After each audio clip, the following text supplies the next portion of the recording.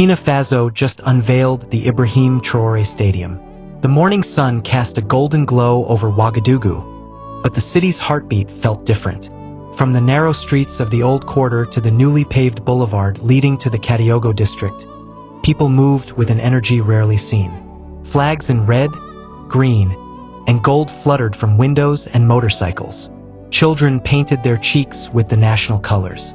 And over it all, a giant new landmark towered in the skyline, the Ibrahim Traoré Stadium. It was more than just a sports arena. It was a statement. The government had spent nearly 3 years planning, designing, and building it. But the announcement that it would carry the name of Captain Ibrahim Traoré, Burkina Faso's military leader, had turned the inauguration into a historic political and cultural moment. In reality, Burkina Faso had not seen a stadium project of this scale since the late 20th century. International sports observers knew the country for its passion for football, but the infrastructure was often outdated, forcing national teams to play abroad. The new stadium changed that narrative. With a seating capacity of 55,000, equipped with modern LED screens, VIP boxes, a hybrid grass pitch meeting FIFA standards, and a retractable roof to shield against the fierce Sahel sun, it was designed to be the pride of West Africa. Government officials claimed it would boost tourism, host continental tournaments, and inspire youth. This is not just concrete and steel. Minister of Sports Adama Zoundi said during his speech, "It is a symbol that Burkina Faso can dream big, even in challenging times." By 3 p.m., the stadium was at full capacity. The crowd roared as a military brass band struck up the national anthem. A motorcade pulled up outside Gate A, and Captain Ibrahim Traoré himself stepped out, wearing his signature camouflage uniform but paired with a ceremonial green sash. His face, usually stern in press conferences, carried a rare smile. As he walked the red carpet toward the entrance, thousands chanted his name. Traoré, Traoré, Traoré. Some waved hand-painted banners reading, "Notre Capitaine, Notre Fierté," our captain, our pride. Inside, a specially prepared platform had been set up at the center of the pitch. Dancers in Mossi, Bissa, and Fulani attire performed traditional routines, drums echoing through the stadium like a heartbeat. A massive drone display in the sky spelled out Ibrahim Traoré Stadium in shimmering lights, a stadium with a political pulse. For many, the stadium was not just about sports but about national identity and sovereignty. In the fictional account, Traoré used the inauguration as a chance to make a bold statement to the world. Burkina Faso, he declared into the microphone, is no longer a country that waits for others to write its history. We build, we defend, we dream. The crowd erupted. Fireworks shot into the Sahel sky. Some in the stands wept openly. Old men who remembered the revolution of Thomas Sankara. Young boys who dreamed of wearing the national jersey one day. As evening fell, the lights of the Ibrahim Traoré Stadium lit up for its first match. Burkina Faso Stallions versus Mali Eagles. A friendly, but with the atmosphere of a championship final. The fictional script had the Stallions winning 3-1, with a last-minute goal that sent the stadium into XT. Ibrahim Traoré Stadium, night. The pitch has been transformed into a political stage. Flags from over 20 African nations ring the perimeter. Armed guards stand watch. Cameras from Al Jazeera, BBC, and African news networks are everywhere. In stadium, VIP box, night.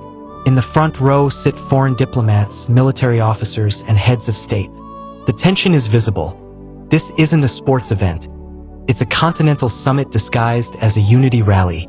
Traoré on microphone. Brothers and sisters of Africa. This stadium was built for football, but it was also built for moments like this. He gestures to the crowd, tens of thousands filling the seats. Here, under these lights, we declare that Burkina Faso will stand with any African nation that refuses to be controlled by outsiders. The crowd roars, chanting, "Independence! Independence!" A diplomat from Paris whispers to his aide. A Russian representative takes notes. The Malian delegation nods in approval. A giant LED screen behind Traoré flashes images of African farmers, soldiers, students, and footballers. The symbolism is clear. unity, self-reliance, sovereignty. Let the world know, the Ibrahim Traoré Stadium is not just an arena.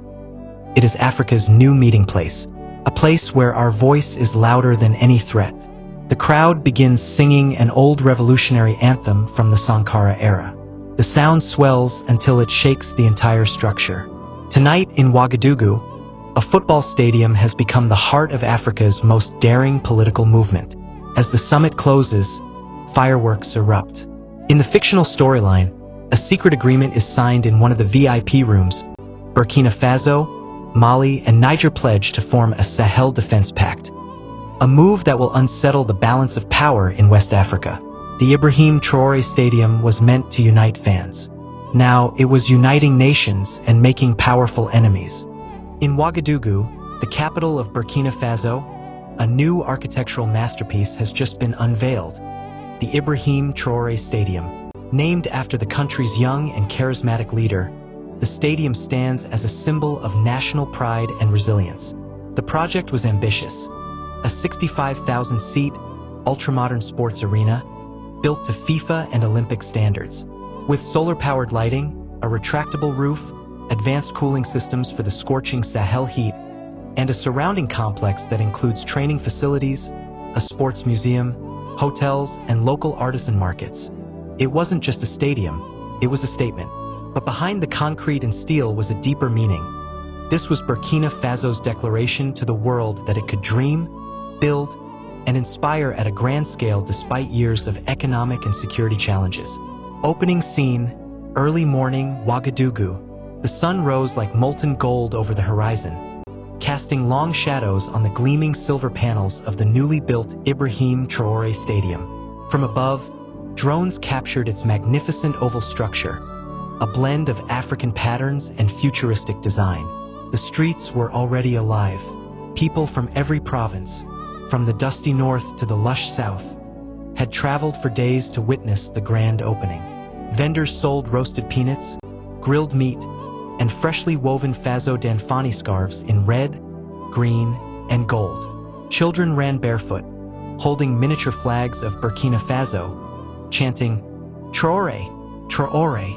Inside the stadium, the air buzzed with anticipation.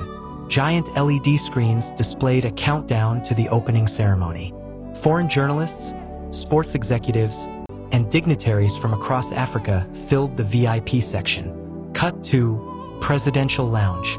Captain Ibrahim Traoré, dressed in a white embroidered bubu and a simple beret, stood by the glass window, overlooking the massive crowd. His aides whispered about protocol, but his mind was elsewhere. This was more than an opening for him. It was the realization of a promise he made when he took power, to give the youth of Burkina Faso something to believe in. "Today," he murmured, "we prove that Burkina Faso can build its future with its own hands." Drums rolled. The national anthem filled the air. Then, with a single press of a button, the stadium's roof slowly opened, revealing a dazzling display of fireworks that exploded in patterns of the national colors. The crowd erupted into cheers. Next came the parade. Athletes, school children, cultural dancers, and military bands, all marching proudly. A holographic display told the story of Burkina Faso's history, from ancient kingdoms to modern struggles, ending with the words, "From resilience we rise." To christen the field, an exhibition match had been organized. Burkina Faso's national team, the Stallions, versus an African All-Stars 11 featuring legends from Senegal, Nigeria, and Morocco.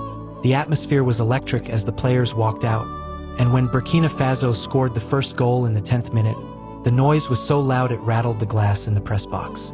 As the night fell, the stadium glowed like a jewel in the desert, powered entirely by its solar farm. Ibrahim Traoré stood at midfield, holding a microphone. "This is not just a stadium," he declared, his voice carried by the speakers to every corner of the arena. "This is a place where our children will dream, where our nation will gather, and where the world will see Burkina Faso not for its struggles, but for its strength." The crowd roared. Fireworks lit up the night again, but this time, the biggest light came from the pride on the faces of the people. And as the cameras panned out, the massive Ibrahim Traoré Stadium stood there, not just as concrete and steel, but as a symbol of hope that could be seen from miles away.